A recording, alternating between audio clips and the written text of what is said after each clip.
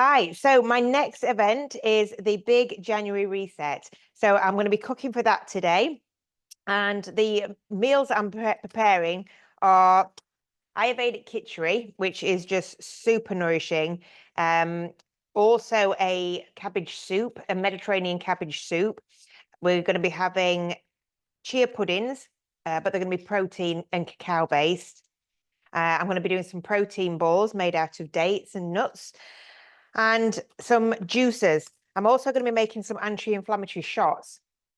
So the whole idea of the event is to kind of help people that don't really know how to reset after Christmas. Now, the thing is, when it comes to particularly this period of time, so January, that between Christmas and spring, it's not all of us feel like we've got the energy to kind of go hell for leather a wellness regime. And that is completely normal because it's like a wintering period. So it might be kind of the new year in the calendar, but really our new year doesn't start till April. So if you can imagine nature, nature, if you look at a tree, for example, in the winter, it looks like it's dead, but we can't see all those amazing mechanisms that are happening within it that are quite tiresome as well. But they're all there ready so that the tree can then blossom in the spring. And we're very much the same. So if you are at the moment feeling like you're struggling to get going, it's perfectly fine. So if you're struggling with like motivation or energy, it's completely and utterly normal. What you need to be focusing on, really, what we all need to be focusing on, is nourishment and rest. And then like slow movements, things like yoga or walks. So they'll all be incorporated in the event tomorrow. So we're actually going to be doing a sauna stretch. So the room is heated up to 30 degrees with infrared heaters, and we just do really gentle movements, and then after that we come down for lunch, and after the lunch we're going for a really nice walk, which I think it'll just be so nice. I don't normally do walks on these events, but we live out in the countryside anyway, so it's just lovely. We've got loads of areas that we can walk to where there's not many people around. After that we're going to come back. We're having green smoothies then, and then we're going to go up to the yoga studio for some breath work and a sound bath. So on with the Kitchari then. Now, I absolutely adore Kitchari. In India, if you're sick, your grandma's going to be making you this because it is so nurturing and nourishing. So it's an Ayurvedic recipe, but this is suitable for all three doshas. It's also really, really easy to digest. It's going to strengthen that digestive fire. So we in Ayurveda and in yoga, we call that Agni, so our sort of internal digestive fire. It's recommended to eat if you are sick. So like I say, we are in that kind of real restful period. So it is just the perfect dish to have. Also, you can make a great big pot of it and then just warm it up on the pan with some more ghee and a little bit more water, and have it like it's almost like a porridge. It is so nurturing. It's just lovely. So I'm cooking for 10 people in total. So the ingredients that I'll put in the captions will be just for kind of one, it's not one portion, it's like a portion for one person that you might eat over a day or two. So in here, I'm going to go in with 3 cups of split yellow mung beans.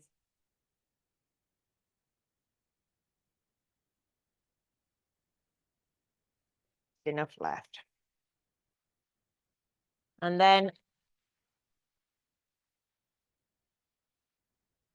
3 cups of Basmati rice.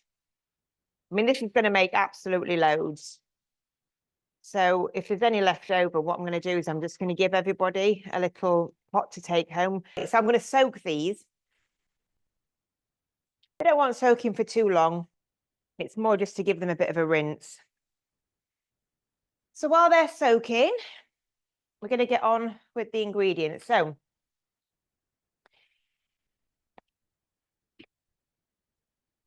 we'll class this as 3 chunks of ginger. So I'm just going to chop those up a little bit smaller so that my chopping machine can deal with them. And then I've got 6 cloves of garlic. And then we're going to get them in here. Give that a real good whiz up. Okay, that's whizzed up. So I'm on with the carrots. So the beauty of Kitchari is even though it's vegetarian, now you can make it vegan by swapping out the ghee, which is a clarified butter, for some coconut oil instead. But it's a real powerhouse of protein because it contains all your 9 essential amino acids. And it's really high in loads of different nutrients as well, such as iron, you've got calcium, you've got potassium in there, magnesium, fluoride, zinc, vitamin Bs. Honestly, it is just absolutely packed with everything that you need. So you can actually do, I've done them before. I started the year off with a Kitchari cleanse. So I basically had Kitchari for every meal and didn't have anything else really other than water and maybe a bit of salt and lemon water, herbal teas and such. It's really good as well for kind of increasing your fiber. It's actually supposed to be anti-aging as well because it's got loads of antioxidants in it and really kind of nutrient dense. It actually is said as well to improve heart health and colon health. So like what is not to love? And the beauty of it is as well, I mean, I'm quite a busy person and I work from home. So I have a tendency when I'm really busy to snack or eat on the go. So this, if you make a great big vat of it, it is literally just a 2-minute job to prepare it for your lunch or your dinner. You just pop it in a pan with some water and ghee, and then it's good to go. So if you're just making one batch, you could just use 2 carrots. Obviously, I'm going in with quite a few because I'm cooking for so many people. But I'm also going to use some cauliflower as well, just in little florets. You can really use whatever veggies you've got. So we're just going to get these carrots and we're going to cut them into bite-sized chunks. Now I make my Kitchari in a 1-pot pressure cooker, just because it makes life so much easier. But if you don't have one, you can just do it on a pan and just keep an eye on the kind of consistency of the rice and the mung dal. So spice-wise, we're going to be using coriander seeds, black mustard seeds, cumin seeds, turmeric, and a little bit of mixed spice as well, because I like mine, yeah, a little bit spicy, but not spicy in that kind of hot, but like more that kind of sweet, spicy, nurturing sort of flavors. Can't stop eating the carrots. So we've got a whole head of collie, and we're just going to go into the stems so that you can just kind of chop it all up into little bits. Now, even the main stem can go in here as well, but just literally rough chop it up. There's no need to be pretty and delicate with this dish. Don't judge my knife skills. Happy enough with that. Right then, so that's the veggies done. I'm just going to chop an onion now. So onion wise, I'm using just 2 big onions. So if you're just making one batch, you could just use 1 onion, 1 big one or 2 little ones.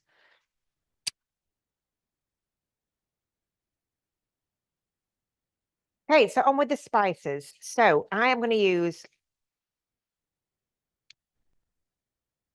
3 teaspoons of regular mustard seeds and 3 of black mustard seeds.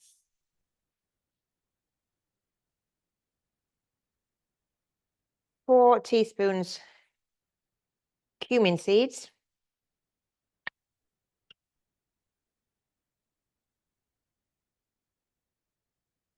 And 3 teaspoons of coriander seeds. In my mind, the coriander seeds really make this. So the turmeric and mixed spice I'm going to put in once I've got it on. So like I say, I'm using my Instant Pot for this just because it's so much easier. Also, I can then transfer the pot to the fridge once it's cooled down, ready to be warmed up tomorrow. So it's on with getting all the spice mix going. So I'm using ghee, but like I say, if you're vegan, just go in with some coconut oil. So I'm using 4 tablespoons of ghee. So spice mix, we just want to kind of give it a little bit of a stir around. And then we're going to get that into the Instant Pot.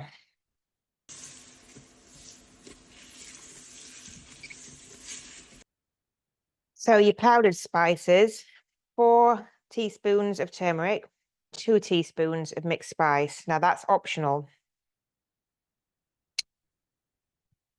I just like it for those that more warming flavour. And then we're going to go in with our garlic and ginger.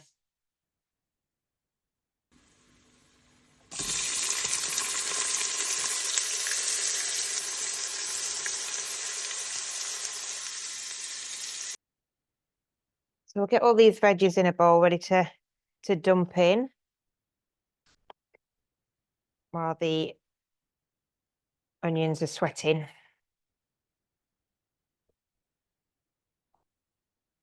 I'm really hoping I'm going to be able to fit it all into my one pot. So if you're using a one pot, I tend to go the ratio of 1 cup of grain to 1 cup of stock.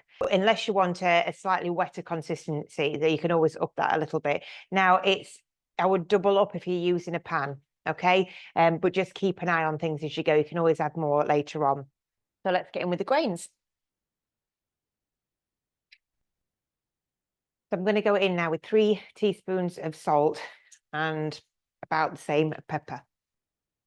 Okay, that's everything in. So all we're going to do now is you're just going to put it on a rice setting. So it's literally 20 minutes and then it's sorted.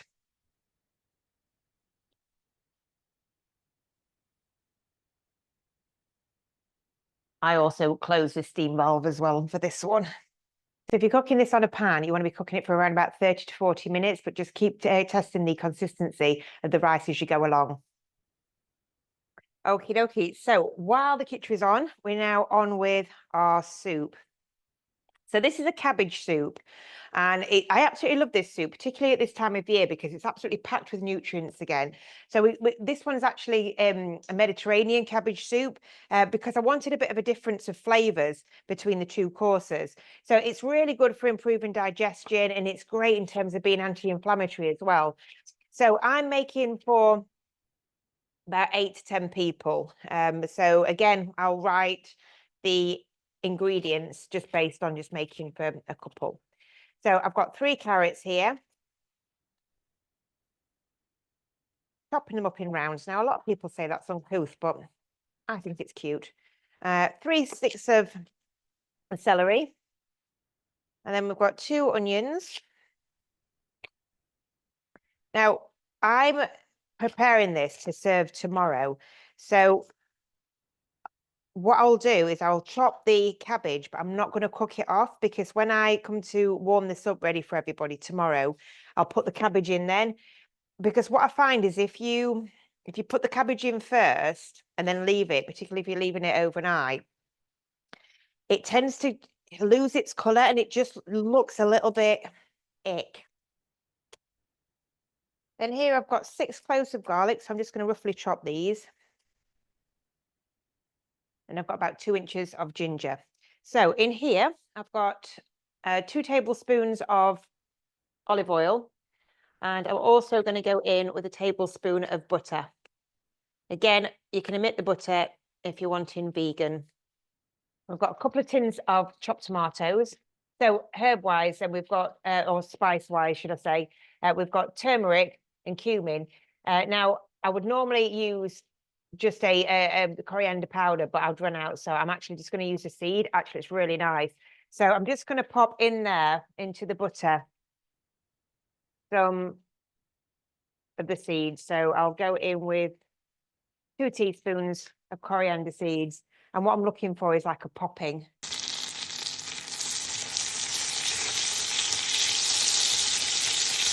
And then we're going to go in with the onions. I'm going to cook these for about 3 or 4 minutes, just until they go a little bit more translucent. So while they're cooking, I'm just going to grate the ginger. So the younger the ginger is, the less stringy it is. Then we're going to go in with the garlic and the ginger.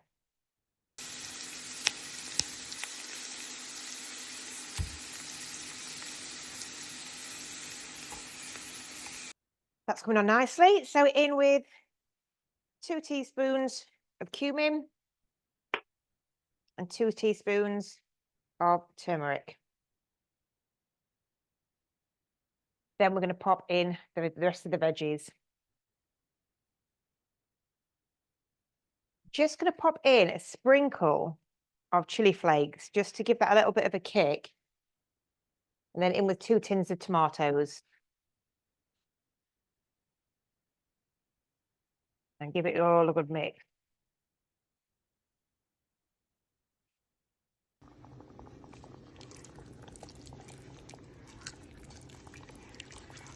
What you want to be particularly careful of is not to splash tomato juice all over yourself and then wipe it off with a cloth that's got turmeric on it.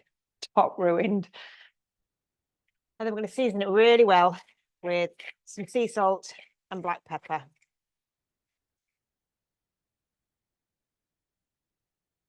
And then in with 6 cups of vegetable stock.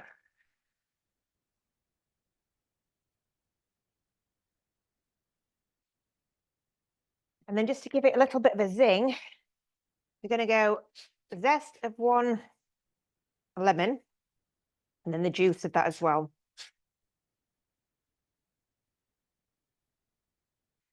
Okay, so that is the base of the soup done. So I'm just going to get all the cabbage prepared.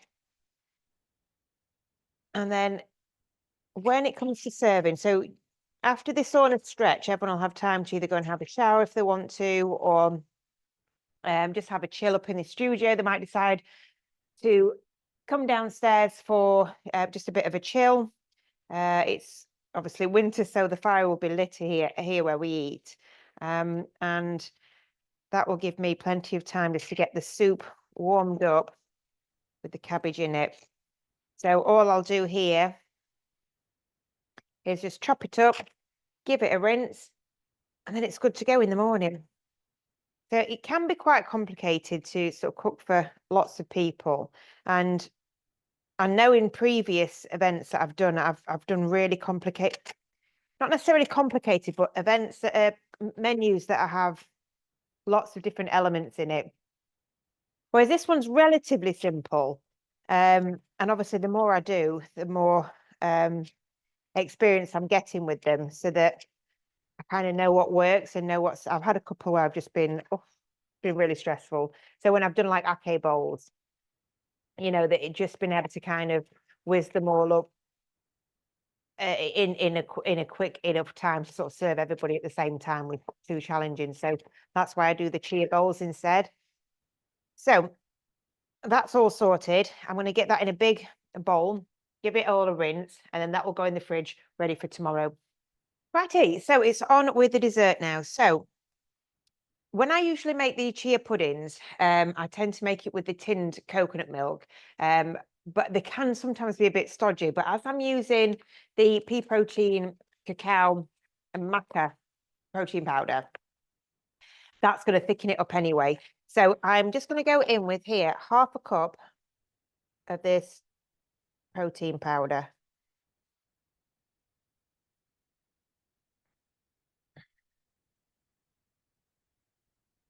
And initially, just 1 cup of the coconut milk in out of this, as opposed to the coconut sort of milk that's got the cream on top in a tin. And then we're just going to whisk it up, just making sure that everything's incorporated. And don't judge me on my jug. I use turmeric in so much of my cooking, and any bit of plastic in my house is stained yellow. Often my fingers are as well. Sometimes look like I smoke about 60 fags a day. Right, so and in now with another 5 cups of the coconut milk. Okay, so now we're going to mix in 2 tablespoons of cocoa powder, just to give it a little bit more of a rich flavour. Now in with 2 teaspoons of Madagascar vanilla. And then we're going to zest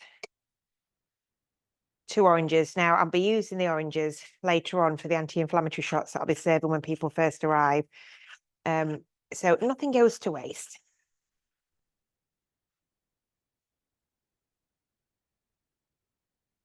All right, so that's all in. So now in with a cup and a half of chia seeds.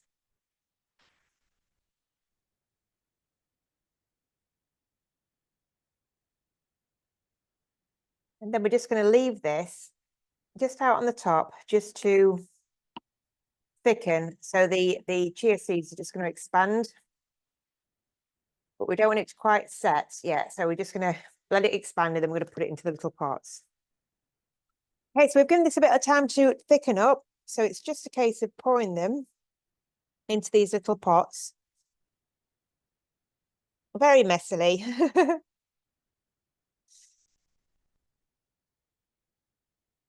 So these are just the pots that you get from, the little yogurts that you get from Aldi. They're great. I've got loads of them. So yeah, they come in really handy for these kind of things. So as always, I've got loads left, which is not a bad thing because both of my kids absolutely love these for kind of breakfast on the go. So I'll just keep on pouring away. Awesome. So that amount made 2, 4, 6, 8, 10, 12, 14 in total. Happy days. They're just going to go in the fridge. And then when they're set, I'm just going to put a little sprig of mint on the top of them. Okay, so it's on with the protein balls. So in here, I'm going to go in with 1 cup of blanched almonds.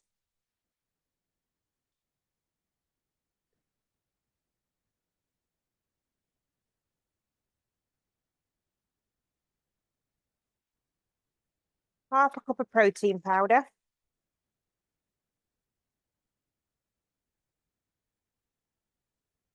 Again, this is the cacao one.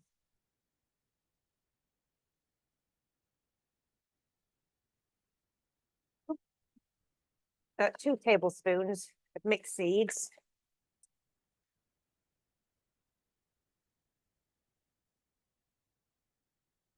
And a tablespoon of cocoa powder. Teaspoon of almond extract.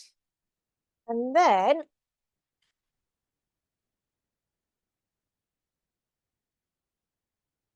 liquid dates. I couldn't just eat a one. For 2 cups. And I'm going to try the consistency.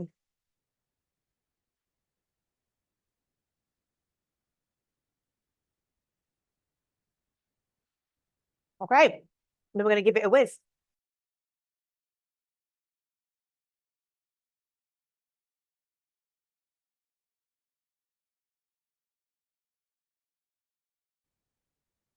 You can see it's starting to come together. So basically what it's going to do, it starts off really powdery, and you can notice now that it's starting to plump and fall in on itself. Once it starts doing that, I'm going to test it. Now, if I still feel that it's not sticking together, you can always add some coconut oil. But at the moment, that's looking all right to me.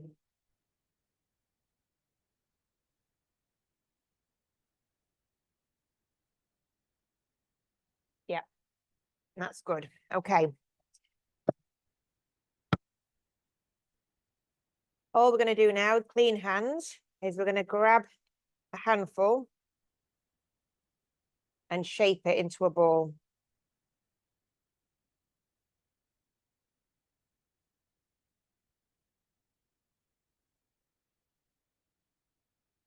I've managed to get 12 out of that mixture. So as I emptied the blender out, there was lots of like nuts once I'd finished, bits of nuts and the seed. So I've just left that on the chopping board. I'm just going to sprinkle some desiccated coconut, and then I'm just going to roll these in it.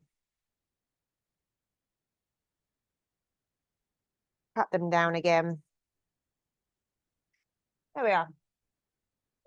We'll get these in here. So these are our little snack for when we finish our after dinner walk. Just want to get as much goodness into everybody as I possibly can.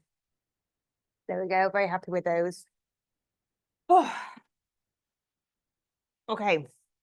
2 more jobs to go now. I've just got to make the juice, the green juice, and then the anti-inflammatory shots, and then we're pretty much good to go. So in here, I've got 6 apples.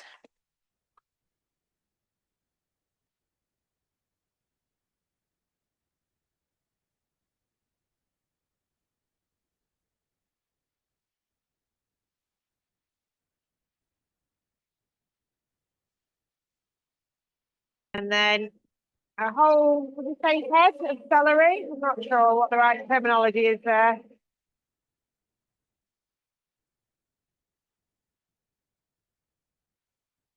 2 cucumbers.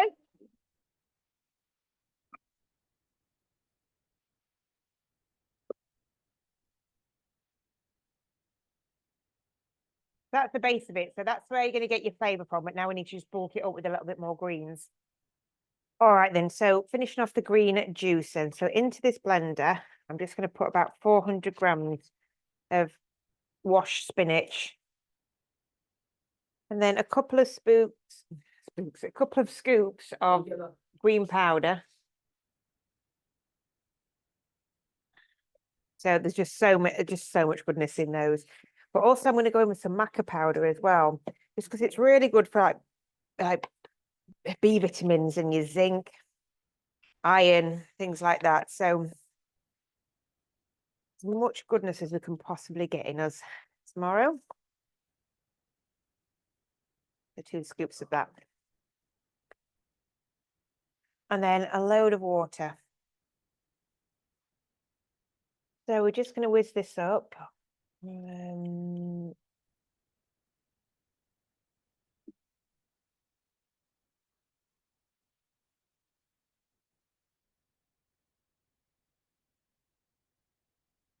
Looking very, very green.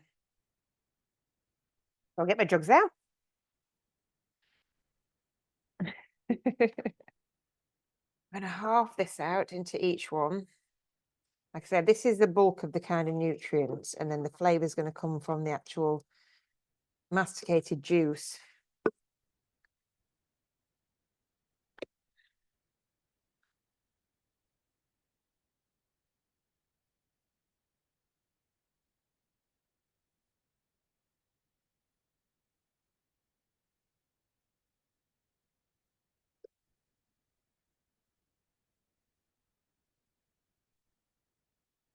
So as you can see, this is quite thick. So to have that with a meal, it's going to be quite dense. So I'm just going to top those up with water, and then we're good to go. Guys, so today we're going to be cooking and slaying. Generally slaying. Right then, the final task for this evening. Oranges, 4 of them, into the blender. 4 big chunks of ginger. And we're going to blend this up with a bit of water.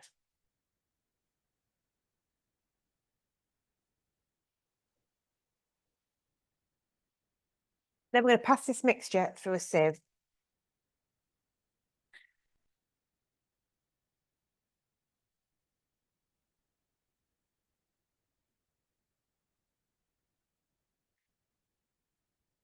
Okay, so it's back into the blender with the orange and turmeric juice.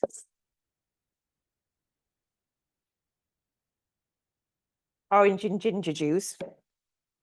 And then in here, we're going to put 2 tablespoons of honey. So if you get local honey from your area, it really helps with things like allergies.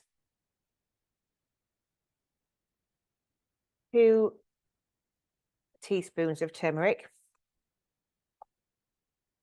Cracked black pepper, about a teaspoon. And a teaspoon of Celtic sea salt. So we're just going to give this a bit of a blend now, just on a low, just to mix it all up.